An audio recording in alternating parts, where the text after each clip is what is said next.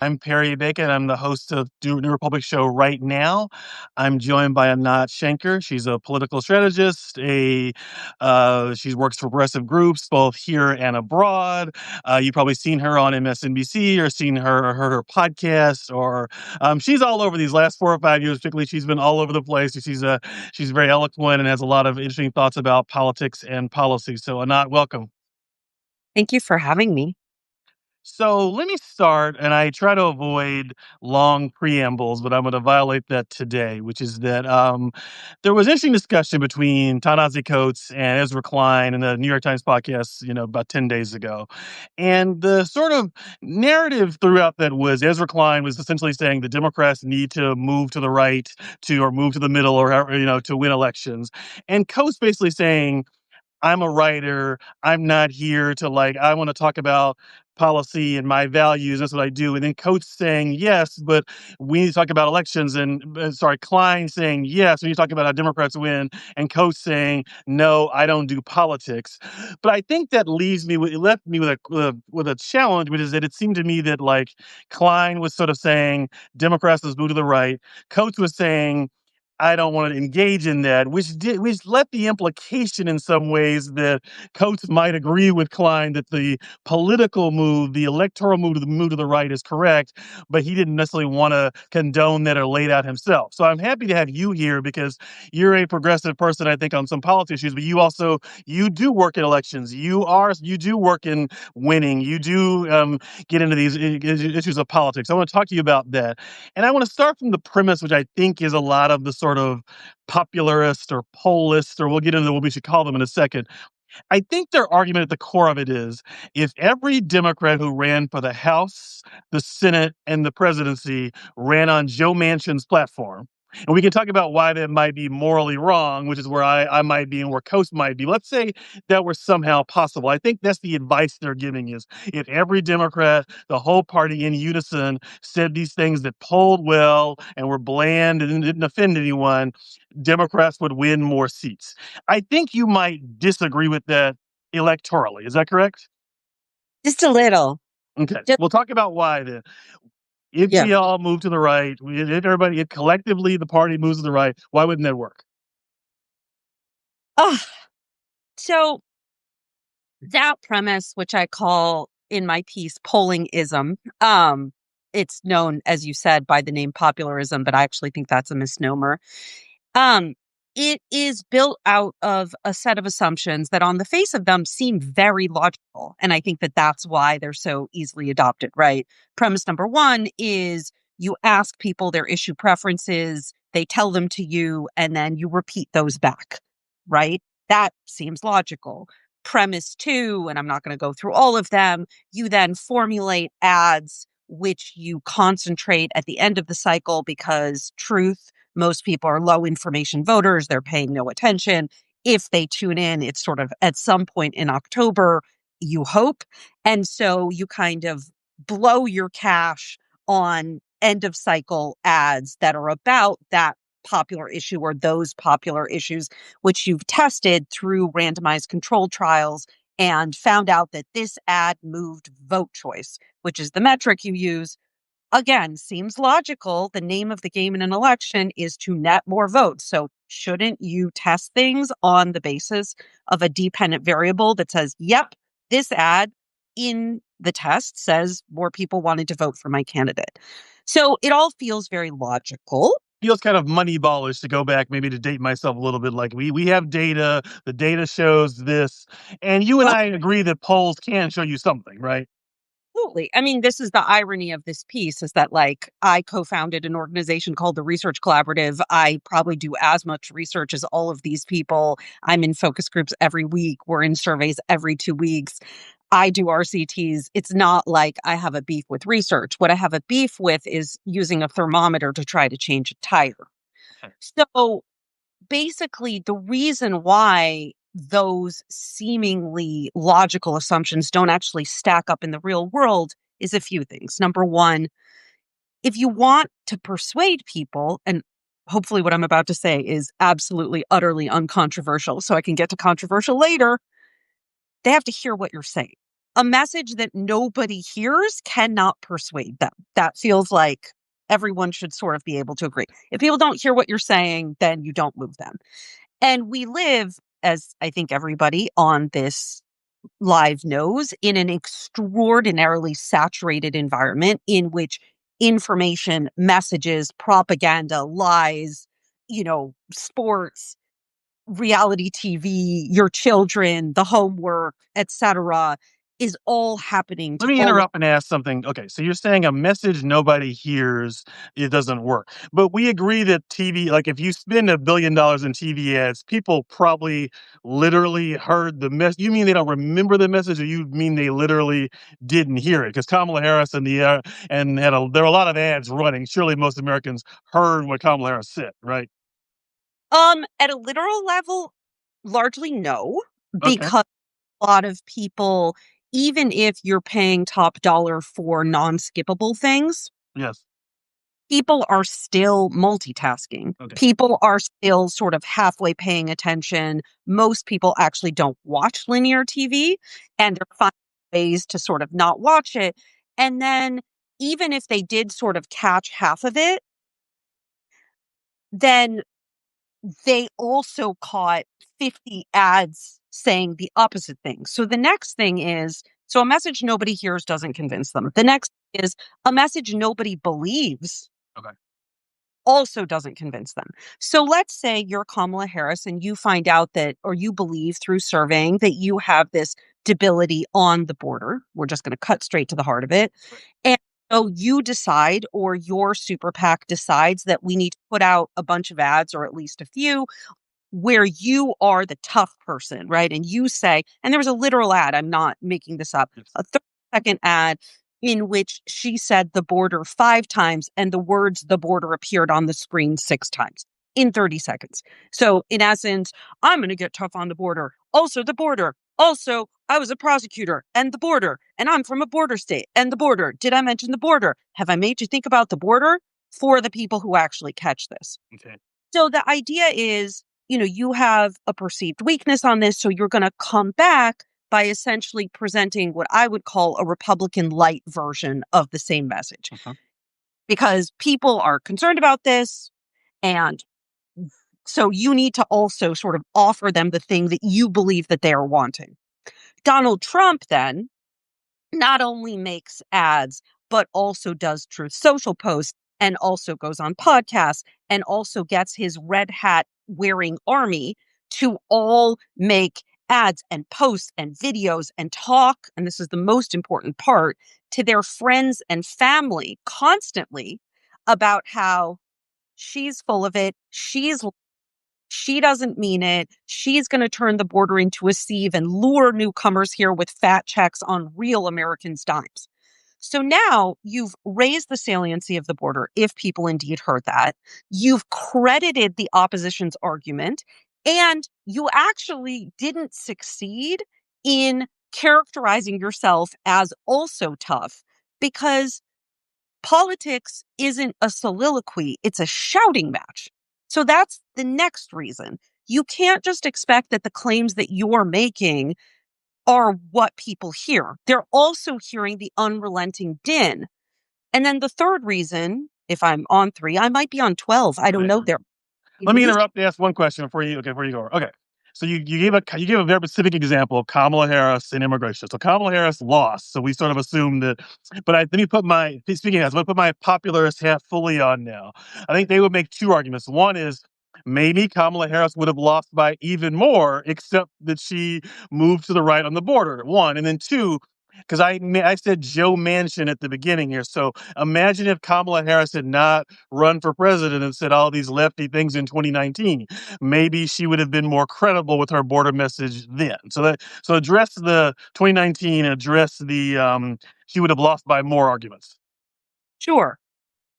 So basically, if you want to win an election, you have to make it about a thing that you can win on. Okay. If you want to win a debate, you have to make the debate be about a topic that favors you. Okay. Because people are extraordinarily low information for the most part, not the people listening right now. So it's hard to internalize. But if you were to watch focus groups, I can't tell you the degree to which people like have no clue what's happening in politics, really, truly, deeply. And so basically, that Joe Manchin strategy, let's call it,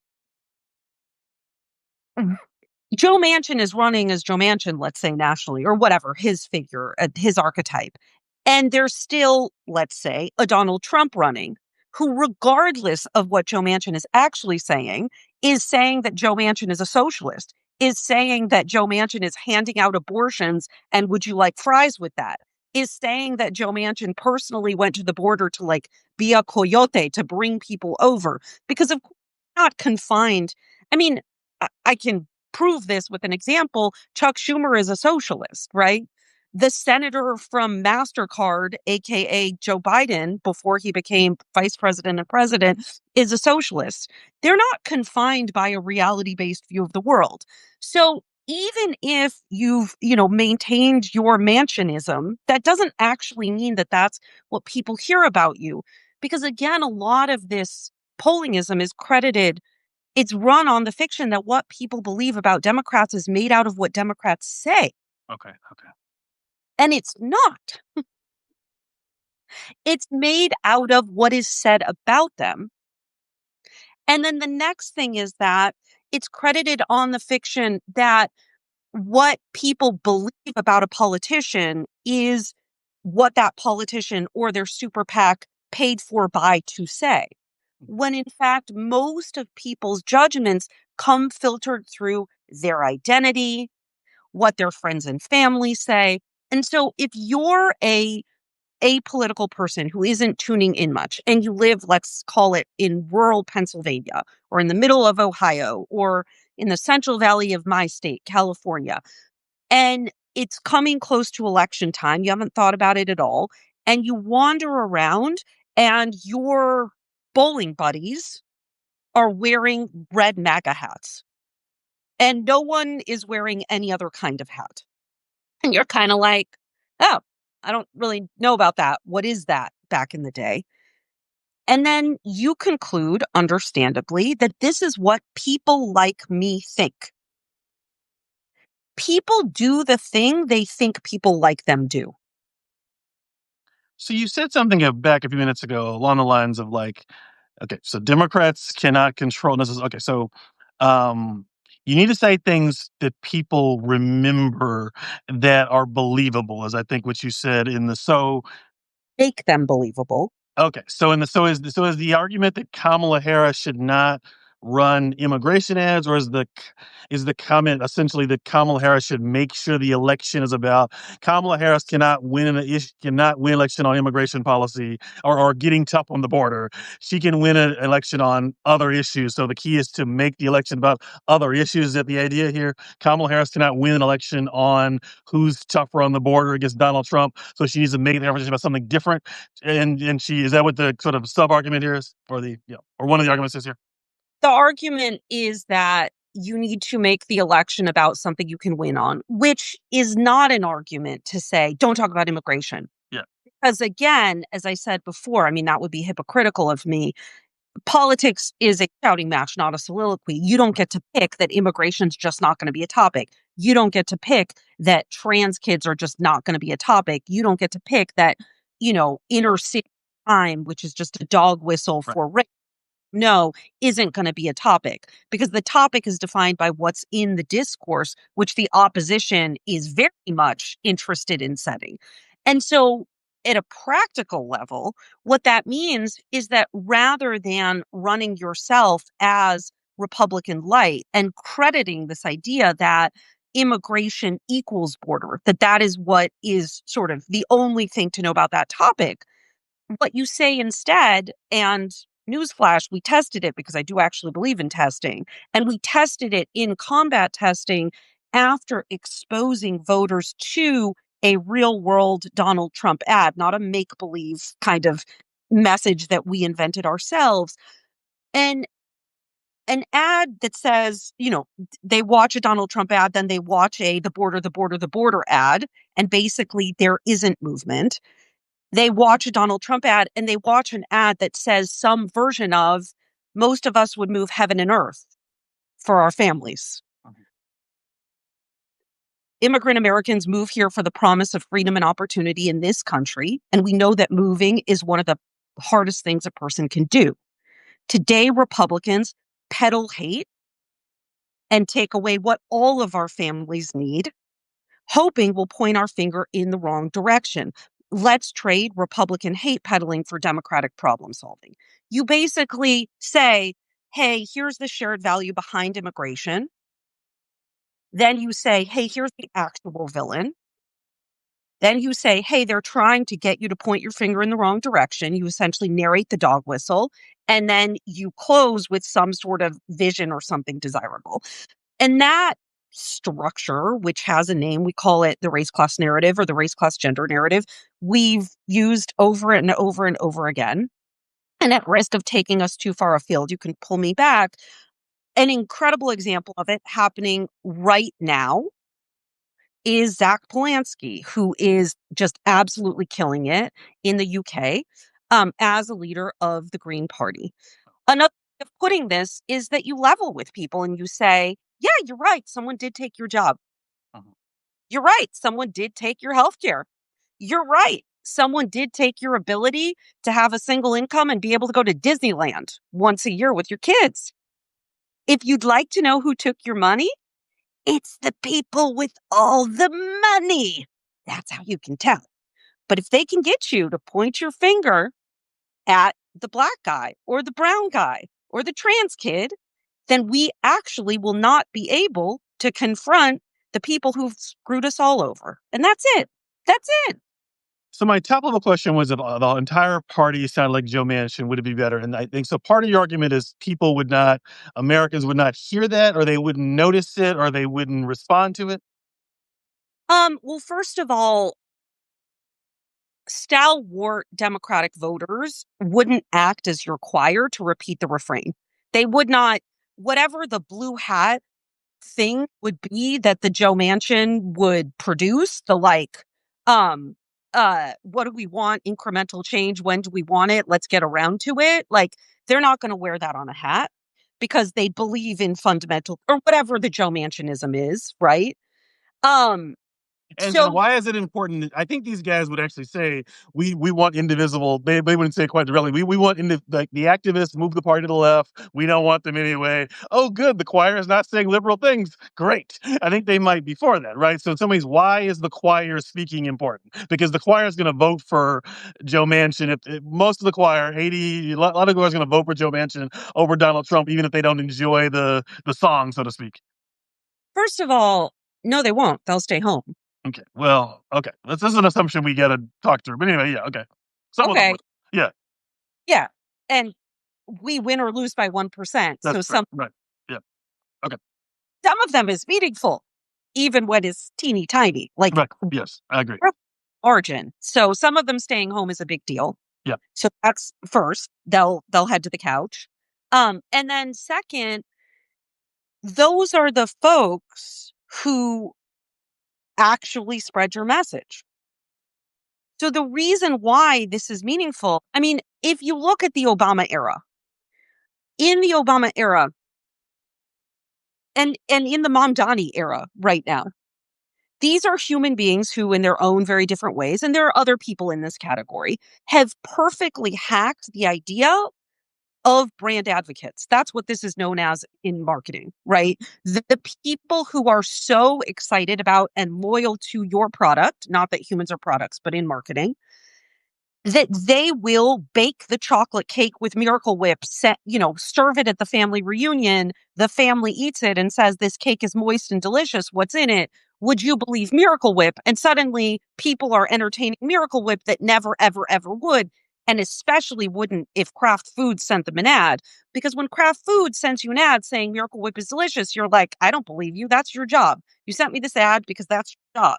But if your friend gives you a piece of cake, you might entertain it. So translate that into politics.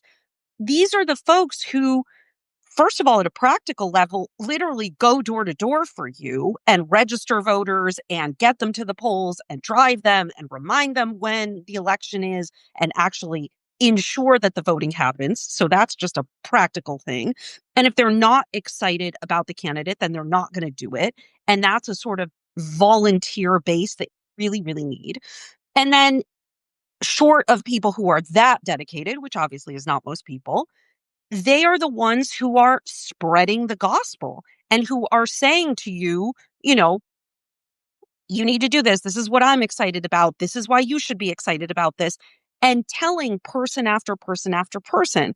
Because a message is like a baton, it has to be passed from person to person. And if it gets dropped along the way, it doesn't get heard. Let me ask. So a lot of the advice that the Democratic Party is getting is sort of rooted in this 1992, 1996. If you move to the right, so was Bill Clinton's message? Did he have a message that was not that was beyond? A lot of his it's become commission was that Bill Clinton's message was black people have too many, we should have more policing and we should move to the right and so on. But is your argument essentially that Bill Clinton that's outdated, or that Bill Clinton had a message that did spread that is not the sort of negative move to the right one, or that kind of holingism can work, but there are alternatives to it?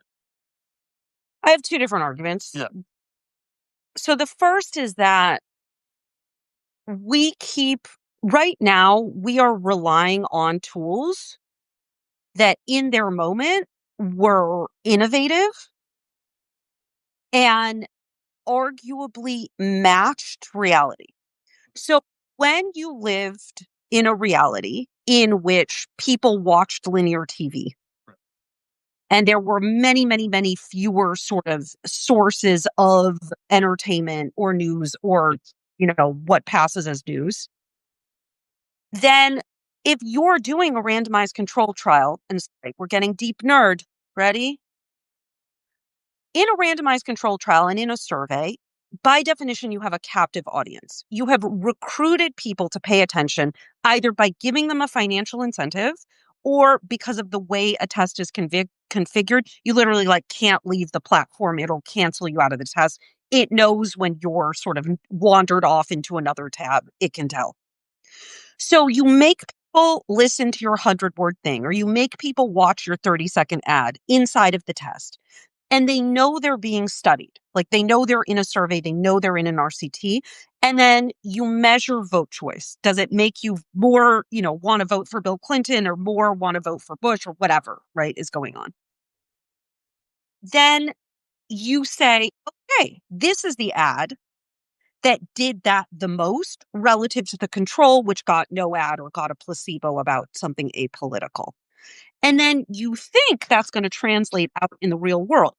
Maybe once upon a time where people were more like a captive audience. For the younger folks, you're just going to have to believe me. You used to just have to watch commercials. Um, Right. if someone in the chat can back me up that Yes, this yes, you have to go on fake, but yes.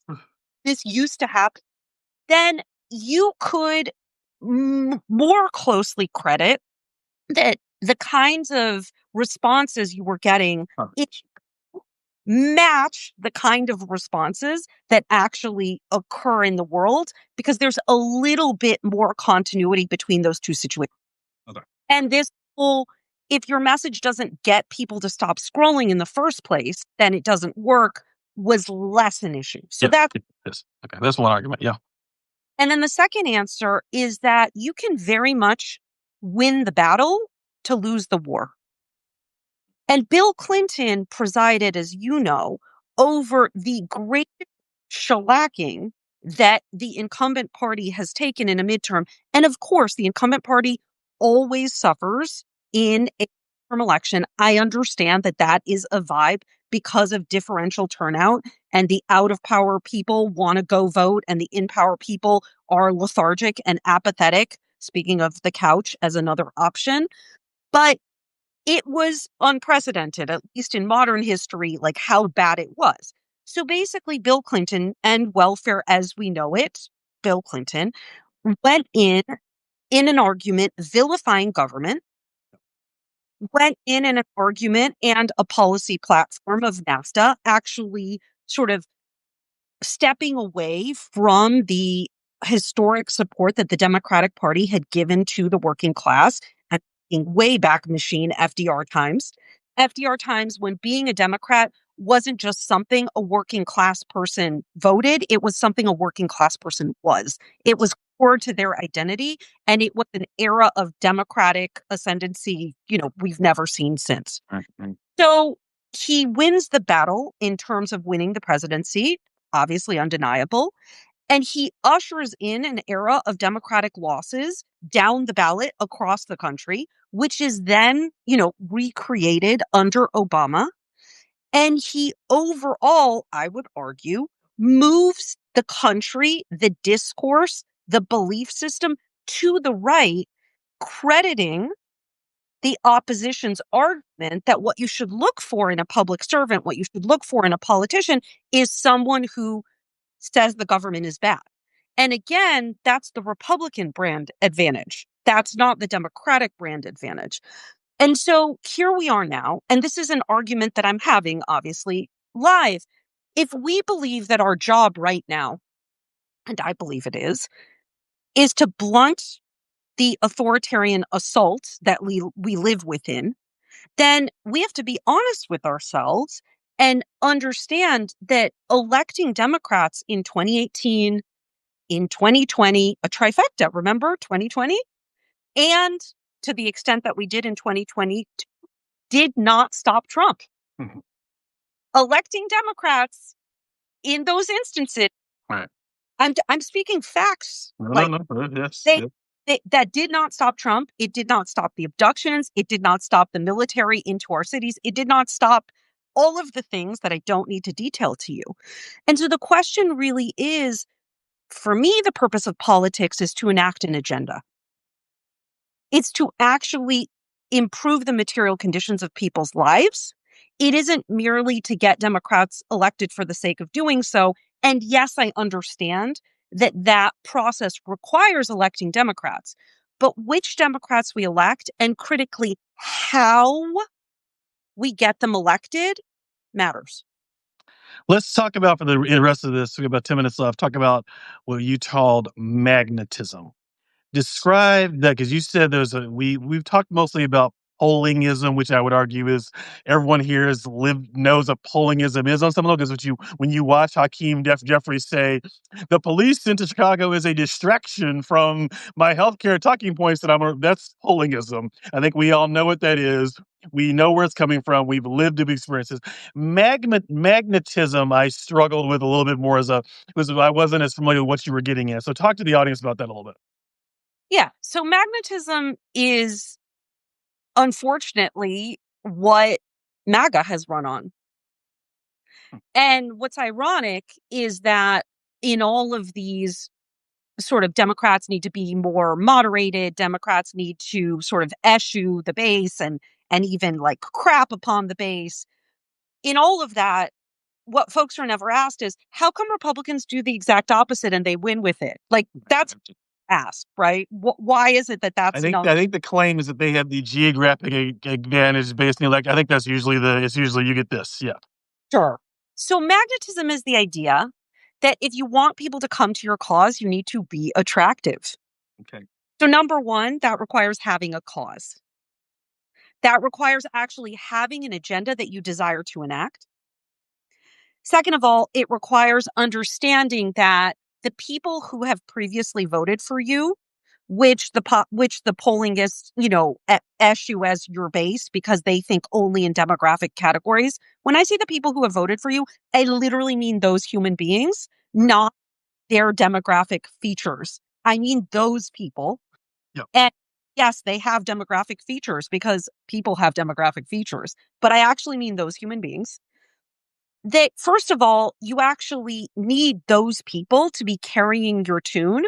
If you think back to the first 6 weeks of the Kamala Harris campaign, the coconut tree and the meme and the cake hive and the if you want people to come to your party, throw a better party and everyone and voter registrations going through the roof suddenly and people being excited and people wanting to affiliate and so on. So that's the first premise is have a cause. I think This it's an important thing to say that demote that I remember the first 2 weeks of the Harris campaign had people doing these black women or white men for Harris. These phone calls, they'd be on a boring Zoom call. They were people were going to events, and she was getting criticized though for parts of the party for not being centrist enough. And then she started moving. I want the most lethal military in the world. And then we got Ezra Klein and Jonathan Shade and so on saying she's running the greatest campaign of all time. Look how brilliant it is. Her numbers started stalling the moment she started doing the thing that they asked for. Just as a note. Sorry. Yeah. So the freedom ad, which if you ask people, is the only ad that they remember from the Harris campaign. And I'm very biased because I ran an entire Protect Our Freedoms campaign in 2022 and Our Freedoms, Our Families, Our Futures in 24. So biased. But when there was excitement, that was magnetism. So you have a cause. And on the economic side, let's remember in those first 6 weeks, she was running on ending price gouging, which Donald Trump called communism and price controls. In the let's give them something to talk about theory of messaging, which I espouse, when your opposition is attacking you because you're going to implement price controls, that is quite different than attacking you on you're going to turn the border into a sieve and illegals, pardon my use of the opposition language, are going to come and like destroy all of life as we know it. Right. So she was making, like Mamdani, super concrete economic promises. She talked about raising the minimum wage. She talked about, slashing childhood poverty. She talked about an extensive hike to the capital gains tax. So it wasn't just that she was like being coconut meme, freedom, happy, throw a better party. She also had super concrete economic policies. Fast forward 6 weeks, the folks come in, tell, the grown-ups come into the room, say, stop having your nice time. Yes. And we veer from those concrete promises, which are important, to an opportunity economy, a walk back of the capital gains tax, no more talk about price gouging, and these sort of vague things, plus Liz Cheney. So magnetism is also an understanding that, like any magnet, you have a polarity. And what that means is, yes, you attract people to your cause, but you also repel. So let me give a super concrete example. Also repel. Okay. Yeah. Go ahead. Yeah, you repel the portion of people that cannot, shall not, will not ever vote for you. Like you will never have those people. You will, like me and Trump, like there is nothing he could ever do. He could say, he could produce, he could provide, I'm never going to vote for him. Right. And he relishes in repelling people like me. And I'm speaking in the singular because I don't want to speak for anybody else. So you understand that the job of politics is actually to agenda set, both because you want to make people's lives better with public policy, and also discursively, you want to agenda set because you want people to be talking about your thing, including coming at you for daring to take on price gouging. Like, imagine if that's what she were being attacked for rather than the border or trans kids. That's an argument that you want to be having. So that's what the right does over and over again. They figure out this is what we need people talking about. So you know, back in the day, not so long ago, it was critical race theory. Do you think there's ever been a survey in history in which the majority of American voters were asked, what is your top issue, your most pressing issue? Right.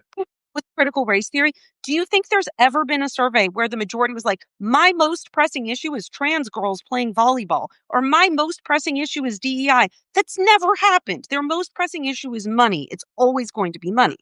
So the right sees those issue surveys and they're like, great, nobody cares about this. Nobody knows what this is.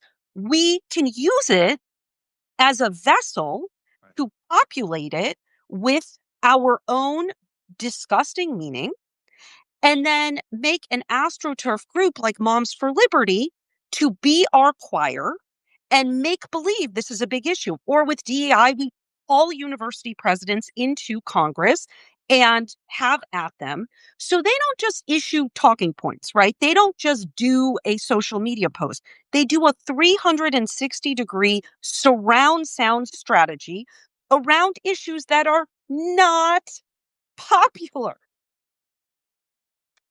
So you're saying in New York, I don't think I'm close here. New York, I hadn't thought of it this way, but saying I'm for free buses, I'm for free childcare, and so on, and getting people to say no. In fact, it's not because I thought of him as being he's charismatic, he smiles a lot, he has good ideas, people like him. But you're saying he is magnetic, Mandani. I mean, he is magnetic to people who agree with him, but he's also he's also drawing the right opposition in a certain way.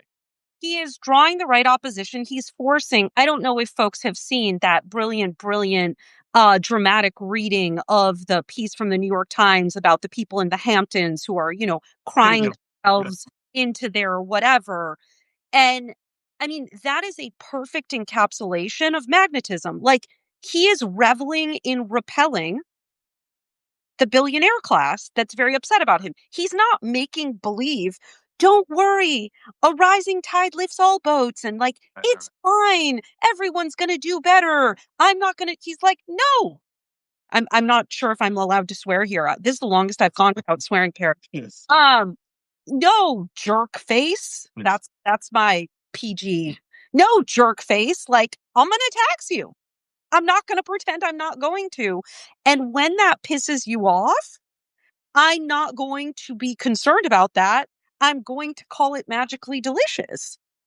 I think part of the issue is here. I guess people probably listening to this call, and myself even, the paragon of our politics is a man who sort of famously said there are no red states or blue states, which is a statement that was he probably knew was inaccurate at the time and was really has become really much so.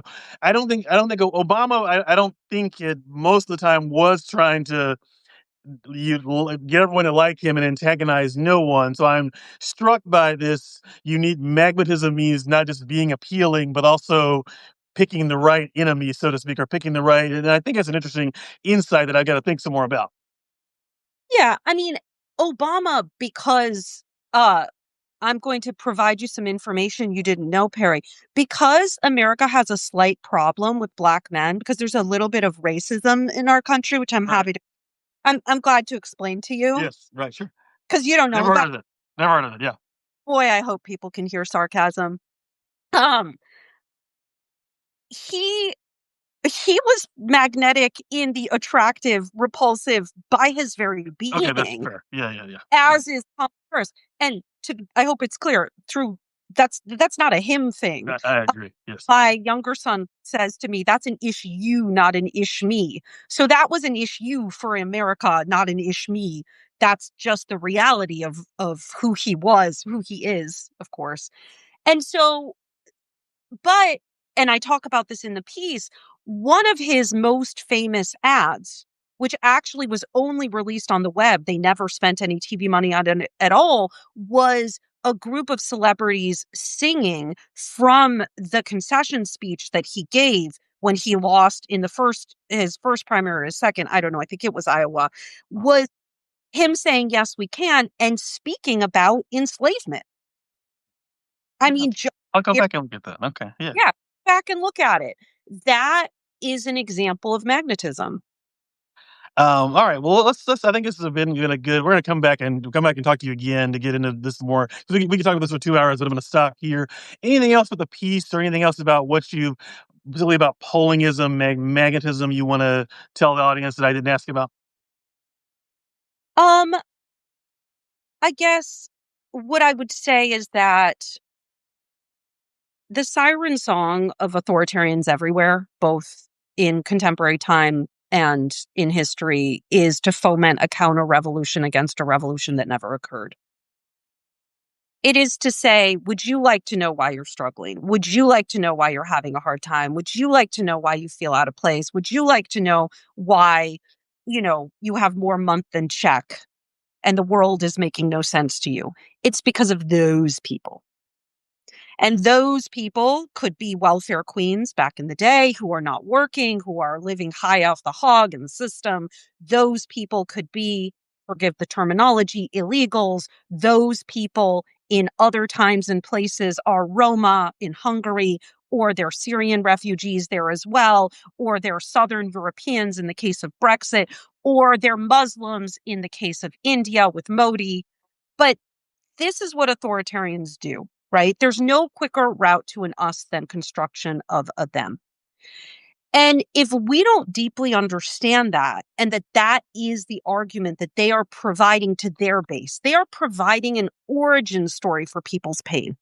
It's a lie, but they are telling people these are the heroes, these are the villains, this is why your life is hard, and this is how we're going to fix it for you.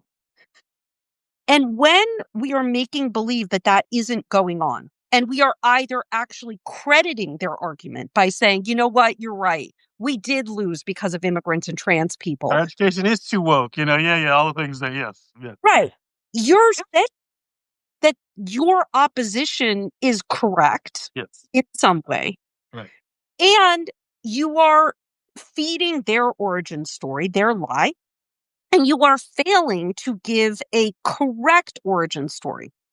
But the only way that the correct origin story can work is if you actually mean it. If you actually mean that you are going to govern with, for, and by working people.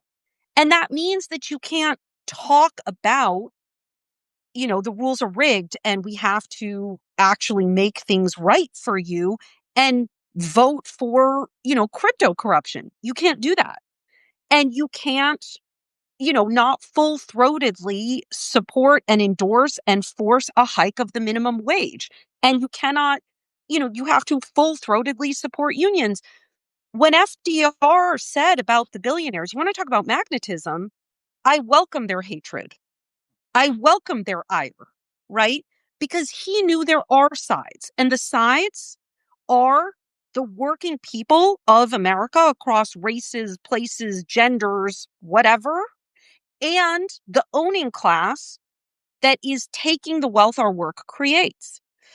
And when you try to replace that and have no villains because you just want neoliberalism and a rising tide lifts all boats and we're all going to do better and we don't need to actually have and support unions and raise wages and all the rest of it, then you render people susceptible to this siren song of the right. Neoliberalism is the handmaiden to authoritarianism everywhere. That's what I would say. And that's a great note to end on. Anat, thanks for joining us. Thanks to the audience who tuned in to watch. And we'll be back next week. Thank you. Bye bye. Thank you. Good to see you.